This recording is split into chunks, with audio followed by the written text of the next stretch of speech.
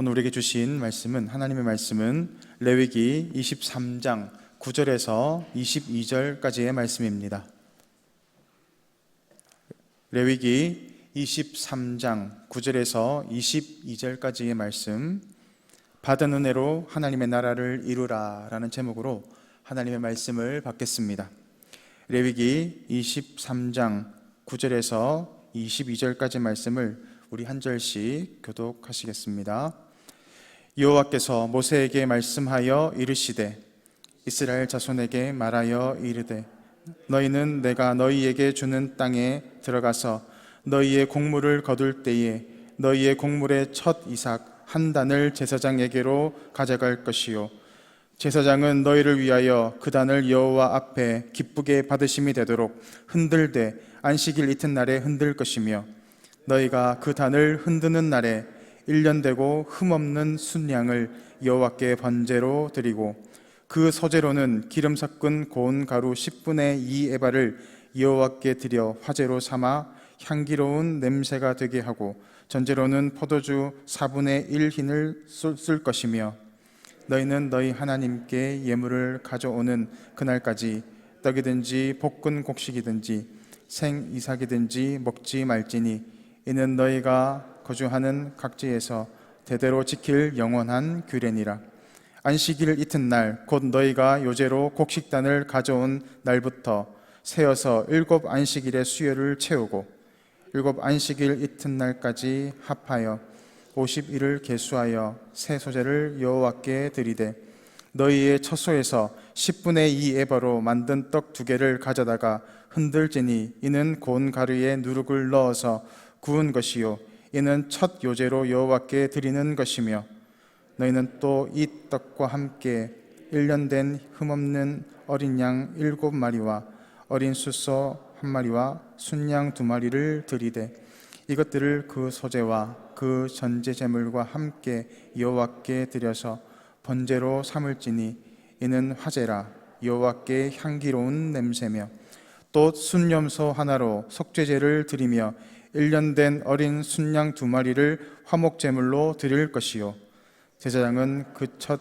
이삭의 떡과 함께 그 2마리 어린 양을 여호와 앞에 흔들어서 요제로 삼을 것이요 이것들은 여호와께 드리는 성물이니 제사장에게 돌릴 것이며 이날에 너희는 너희 중에 성회를 공포하고 어떤 노동도 하지 말지니 이는 너희가 그 거주하는 각처에서 대대로 지킬 영원한 규례니라.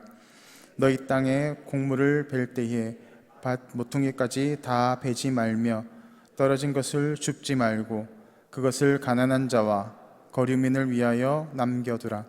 나는 너희의 하나님 여호와이니라. 아멘. 오늘 하나님은 모세에게 절기에 대해서 말씀하고 있습니다. 어제 본문에서는 유월절과 무교절에 대한 절기에 관한 규례를 명령하셨고 오늘 본문에서는 초실절과 칠칠절에 대한 절기에 관하여서 말씀하고 계십니다. 초실절은 첫 열매를 하나님께 올려드리는 것입니다. 첫 열매는 기쁨을 상징합니다. 그 열매를 하나님께 올려드린다라는 것은 우리의 기쁨, 모든 것이 하나님께로부터 온 것임을 고백하는 것입니다. 하나님께 기쁘게 받으시는 예배로 올려드리라라는 것입니다. 모든 것이 하나님의 은혜로 받은 것이고 그 받은 은혜를, 이 첫 열매를 하나님께 올려드리는 것이 바로 초실절의 의미입니다. 하나님께서 태양을 비춰주시고 이른 비와 늦은 비를 통하여서 열매를 맺을 수 있도록 모든 것이 하나님의 은혜 가운데 이루어졌음을 기억하고 감사로 하나님께 올려드린다라는 의미를 가지고 있는 것입니다. 오늘 본문에서 11절에 이렇게 기록되어 있습니다. 제사장은 너희를 위하여 그 단을 여호와 앞에 기쁘게 받으심이 되도록 흔들되 안식일 이튿날에 흔들 것이며 라고 합니다. 요제로 드려야 한다라는 의미입니다. 우리가 첫 이삭을 그냥 드리는 것만으로는 하나님의 기쁨이 되지 못한다라는 것을 오늘 본문을 통해서 알 수 있습니다. 첫 열매를 드린다는 것은 누구나 할 수 있습니다. 그러나 하나님은 그 첫 열매를 단순히 받는 것으로 기뻐하시는 것이 아니라 오늘 본문의 말씀처럼 요제로 흔들어서 하나님께 드릴 때 그것이 하나님께서 기쁘게 받으실 제물이 될 수 있다라고 말씀하고 있습니다. 그렇다면 이 요제로 드리는 것이 어떤 의미를 가지고 있겠습니까? 요제는 성물을 하나님께 위아래로 흔들어서 드리는 것입니다. 그리고 좌우로 흔들어서 드리는 제사의 방법입니다. 위아래로 흔든다는 것은 모든 것이 하나님의 은혜 가운데 이루어졌고 하나님께서 부어주신 은혜를 통해서 우리가 감사할 수 있는 그런 제목이 된다라는 고백입니다. 좌우로 흔든다는 것은 하나님께서 베풀어 주신 그 은혜를 통해서 우리의 온전한 섬김과 헌신을 결단한다라는 의미를 가지고 있습니다. 하나님께서 부어주시는 은혜를 통해서 우리의 삶 가운데에서 섬김과 헌신들이 일어난다라는 의미를 가지고 있는 것이 바로 요제의 의미입니다. 그것은 무엇을 의미하는 것입니까? 우리의 힘으로는, 우리의 능력으로는 하나님을 기쁘게 할 수 없다라는 것입니다. 하나님을 기쁘시게 하기 위해서는 하나님께 받은 은혜를 통하여서, 능력을 통하여서 하나님께 나아갈 때 하나님이 그 예물을, 그 삶을 기쁘게 받으신다라는 의미인 것입니다. 오늘 이 제사 방법을 통하여서, 이 제사 방법은 지금 이 시대를 살아가고 있는 우리들이 하나님 앞에 나아가는 예배의 원리와 동일하다라는 것을 알 수 있게 되는 것입니다. 내 힘과 능력으로 하나님을 예배하는 것이 아니라 하나님께서 부어주시는 은혜를 통해서, 능력을 통해서, 성령의 충만함을 통해서 하나님 앞에 나아갈 때 하나님이 우리의 예배와 우리의 찬양과 기도를 기쁘게 받아주신다라는 것을 바라보게 되는 것입니다. 주기도문을 보면 가장 중심에 있는 부분이 있습니다. 바로 일용할 양식을 달라는 것입니다.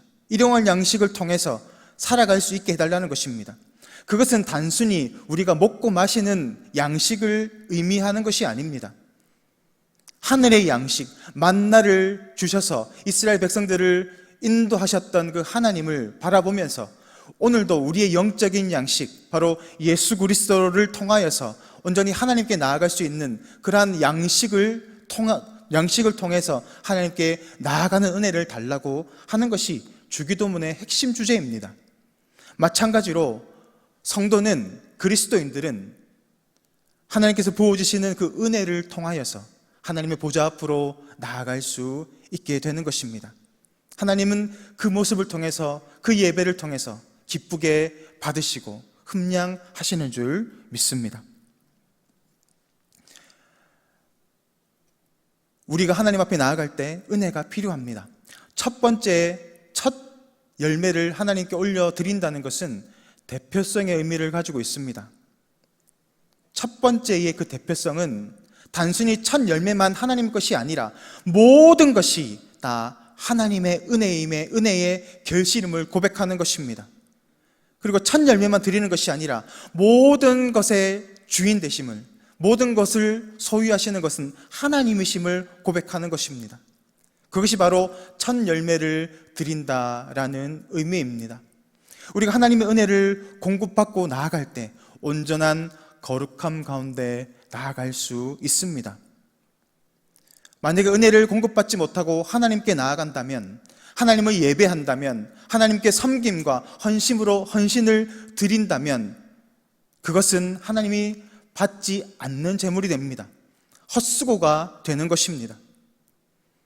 먼저 우리의 삶을 돌아보아야 합니다. 내가 지금 하나님의 은혜 가운데 있는지, 내가 하나님의 온전하신 하나님의 임재 가운데 있는지를 돌아보아서 나의 섬김과 헌신이, 나의 예배가, 나의 기도가, 나의 삶의 모든 부분들이 하나님 안에 거하고 있는지를 돌아보아야 합니다. 그렇지 않는다면 하나님은 그 예배를, 그 예물을 받지 않으신다라는 것입니다. 그렇다면 우리가 붙잡아야 하고 강구해야 하는 은혜, 능력은 무엇일까요? 오늘 이 첫 열매라는 것은 단순히 첫 열매, 첫 이삭을 의미하는 것이 아닙니다. 신약성경 고린도전서 15장 20절 말씀을 보면 이 첫 열매가 무엇을 의미하는지 밝혀주고 있습니다. 고린도전서 15장 20절 말씀입니다. 그러나 이제 그리스도께서 죽은 자 가운데서 다시 살아나서 잠자는 자들의 첫 열매가 되셨도다. 아멘. 첫 열매가 무엇입니까? 부활의 예수님을 상징하고 있는 것입니다. 그러므로 오늘 본문의 이 첫 열매라는 것은 바로 부활하신 예수 그리스도를 모형하고 있는 것입니다. 그러므로 우리가 붙잡아야 하는 것은, 우리가 구해야 하는 은혜는 무엇입니까? 우리가 어떻게 하나님 앞에 나아갈 수 있습니까? 우리가 우리의 헌신과 우리의 섬김이 어떻게 하나님에게 기쁨이 될 수 있습니까? 바로 예수 그리스도를 통하여서 하나님께 나아가는 것이고, 예수 그리스도를 통하여서 우리의 섬김과 헌신들이 드려져야 한다는 것입니다. 그것이 바로 하나님이 기쁘게 받으시는 참 예배가 된다라는 의미입니다. 오늘 본문은 그것뿐만이 아니라, 요제로 드리는 것뿐만이 아니라 번제와 화제와 또 소제로 또 포도주를 드림으로 하나님을 예배해야 한다, 제사해야 한다라고 말씀하고 있습니다. 우리가 잘 알고 있듯이 이러한 제사는 누구를 가리키고 있는 제사입니까? 바로 오실 메시아 예수 그리스도를 가리키고 있는 제사들입니다.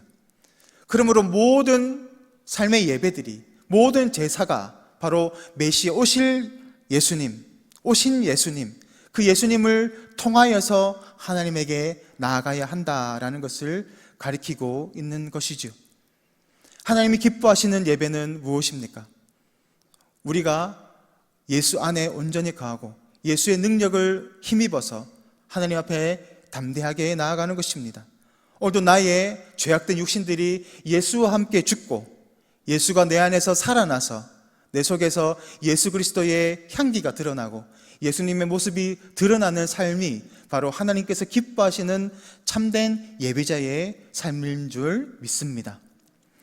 두 번째로 77절 규례에 대해서 오늘 본문은 말씀하고 있습니다. 77절은 초실절에서 50일을 지난 날을 가리켜서 드려지는 절기입니다. 이 날 역시 첫 열매를 드리는 것입니다.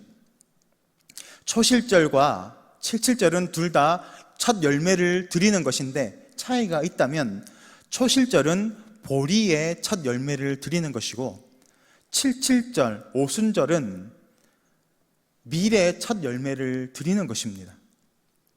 둘 다 첫 열매를 드리는 것이죠.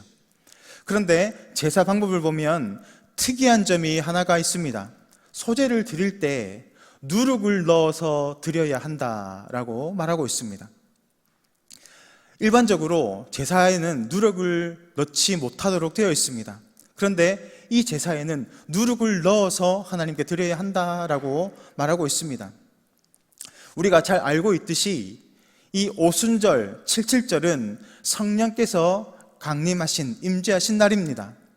성령의 역사가 일어났던 그 날입니다. 누룩을 넣는다라는 것은 빵을 부풀게 하는 것을 연상하게 합니다. 바로 성령의 임재함을 통하여서 교회가 부흥이 되고 복음이 전파되고 열방 가운데 이 구원의 소식이 전해져서 교회가 세워지고 수많은 사람들이 구원을 받게 되고 새 생명을 얻게 됨을 의미한다라고 성경학자들은 말하고 있습니다. 바로 성령께서 임재하심으로 교회가 부흥이 일어나고 우리 삶의 부흥이 일어나는 것들을 보여주고 있는 것입니다. 부흥의 주체는 누구입니까? 바로 우리의 열심이 아닙니다. 우리의 힘과 우리의 지혜가 아니라 바로 이 교회의 부흥의 주체는 바로 성령 하나님이십니다. 성령께서 임재하실 때, 우리의 심령 가운데 임재하실 때 성전된 우리의 심령의 변화를 받게 되고 우리의 죄가 깨달아지게 되고 우리의 소망 없음을 바라보게 되고, 그렇게 겸손하게 하나님 앞에 나아가는 것이 삶의 부흥인 줄 믿습니다. 그러한 성도들이 모인 곳이 교회입니다. 그러한 부흥된 성도들이 모인 곳이 부흥된 교회입니다. 그러므로 성령이 우리 가운데 임하시면 우리의 죄가 깨달아지고 우리의 소망 없음이 깨달아지고 겸손히 하나님 앞에 엎드리게 되는 것입니다. 빵이 부풀어 오르듯이 성령의 임재를 통하여서 참된 부흥이 일어나고 참된 회복이 일어나게 되는 줄 믿습니다. 오늘도 이러한 성령의 임재하심이 우리의 심령 가운데, 여러분의 심령 가운데 풍성히 임하기를 간절히 소망합니다. 성령이 임하실 때 부흥이 일어납니다. 그런데 예수님은 가장 큰 율법 2가지를 말씀하십니다.